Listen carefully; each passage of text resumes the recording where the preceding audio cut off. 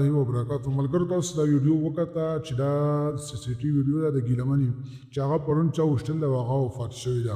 دی ویډیو کې خو مکمل داسې وضاحت نه شوی، خو موږ چې په سوشل میډیا کې څومره وکتل دا ویډیو د ډېرو غټو چینلونو هغه شیر شوی ده. نو دا د هغې وه سی ټي ویډیو چې دا په اسلام آباد کې چا وشتل ده او پولیسو د هغې هم هغه تصدیق کړی دی چې او دا وفات شوی ده او د سره چې کومه خور وه هغه هم ډېره زیاته زخمي ده. الله دې په موږ باندې رحم وکړي او الله دې موږ د داسې قسمه مرګونو نه وساتي.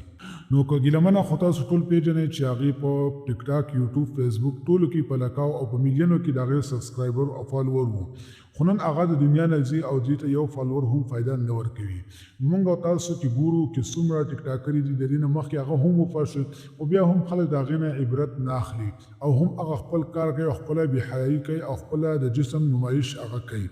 ګوره که څومره ډېر فالوور ستا، څومره ډېر مینوال ستا، دا ستا سره قبر ته نه ځي، آخرت ته نه ځي، بلکې ستا سره به خپل عمل ځي او ته به په خپل عمل باندې هغه خلاصېږي.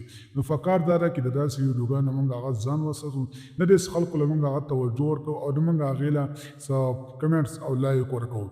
پکار دا ده چې د دې خلکو سپورټ موږ ونه کړو، د معاشره د داسې ګندګو نه هغه صفا شي.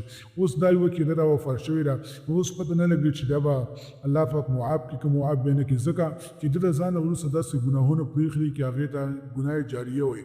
د جاري ګناهونه ځان نه مخکې پرېښي دي، داسې ګناهونه پرېښي دي چې دا په دنیا کې نه وي، په قبر کې به پرته وي، خو دې ته به د دې هغه ګناه هغه رسېږي. ځکه موږ له پکار داسې دي چې داسې کارونه ځان نه وروسته پرېږدو چې هغه سبا له خلک کوي او هغه ګوري، نو چې موږ ته بې اجر میلاویږي، دا نه چې موږ ته بې ګناه میلاویږي.